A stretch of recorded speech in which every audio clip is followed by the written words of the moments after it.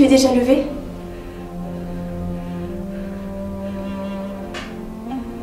Je viens de ta chambre.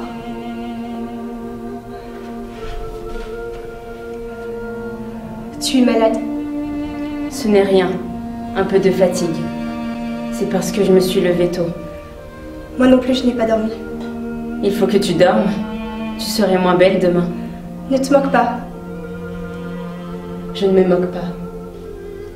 Cela me rassure ce matin que tu sois belle. Quand j'étais petite, j'étais si malheureuse, tu te souviens? Je te barbouillais de terre. Je te mettais des vers dans le cou. Une fois, je t'ai attachée à un arbre et je t'ai coupé tes cheveux. Tes beaux cheveux. Comme cela doit être si facile de ne pas penser de bêtises, avec toutes ces belles mèches lisses et bien ordonnées autour de la tête. Pourquoi parles-tu d'autre chose? Je ne parle pas d'autre chose. Tu sais, Antigone, j'ai bien pensé. Oui? J'ai bien pensé toute la nuit. Oui. Tu es folle. Oui. Nous ne pouvons pas. Pourquoi? Il nous ferait mourir. Bien sûr. À chacun son rôle. Lui, il doit nous faire mourir et nous devons aller enterrer notre frère. C'est comme ça que ça a été distribué. Qu'est-ce que tu veux que nous y fassions? Je ne veux pas mourir. Moi aussi. J'aurais bien voulu ne pas mourir. Écoute, j'ai bien réfléchi toute la nuit. Je réfléchis plus que toi.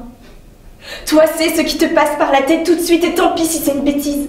Il y a des fois, il ne faut pas trop réfléchir. Si, Antigone. D'abord, bien sûr, c'est horrible et j'ai pitié moi aussi de mon frère. Mais je comprends un peu notre oncle. Mais moi, je ne veux pas comprendre un peu. Il est le roi, il faut qu'il donne exemple. Et moi, je ne suis pas le roi. Il ne faut pas que je donne l'exemple, moi. Elle fait ce qui lui passe par la tête. La petite Antigone, la sale bête, l'entêtée, la mauvaise. Et puis après, on la met dans un coin ou dans un trou. Et c'est bien fait pour elle. Elle n'avait qu'à ne pas désobéir. Allez, allez, tes sourcils joints, ton regard droit devant toi. Et te voilà lancée sans écouter personne. Écoute-moi, j'ai raison plus souvent que toi.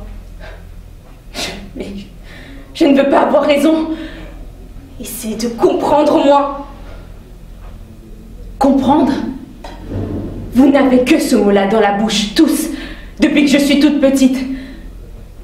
Il fallait comprendre qu'on ne peut pas toucher à l'eau, à la belle eau fuyante et froide parce que cela mouille les dalles, à la terre parce que cela tache les robes.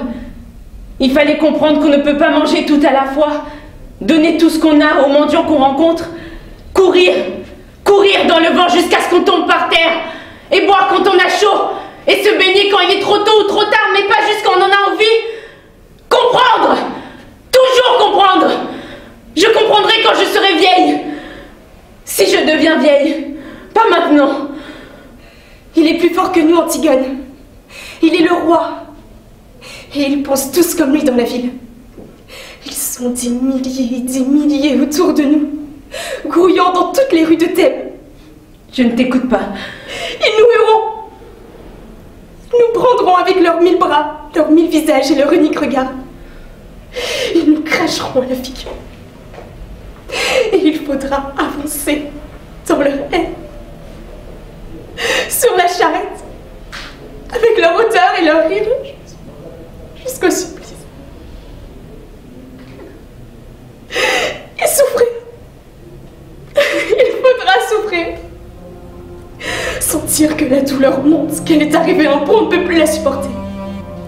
Qu'il faudrait qu'elle s'arrête, mais qu'elle continue pourtant et monte encore comme une voix aiguë. Je ne peux pas. Je ne peux pas. Comme tu as bien tout pensé. Toute la nuit, pas toi. Si, bien sûr. Tu sais, moi je ne suis pas très courageuse. Moi non plus. Mais qu'est-ce que cela fait? Tu n'as donc pas envie de vivre, toi? Pas envie de vivre? Qui se levait la première, le matin, rien que pour sentir l'air froid sur sa peau nue? Qui se couchait la dernière, seulement quand elle n'en pouvait plus de fatigue, pour vivre un peu plus la nuit? Qui pleurait déjà toute petite, en pensant qu'il y avait tant de petites bêtes, tant de brins d'herbe dans le pré, et qu'on ne pouvait pas tous les prendre, ma petite sœur. Non! Ne me touche pas! Ne nous mettons pas à pleurnicher ensemble maintenant. Antigone, je t'en supplie.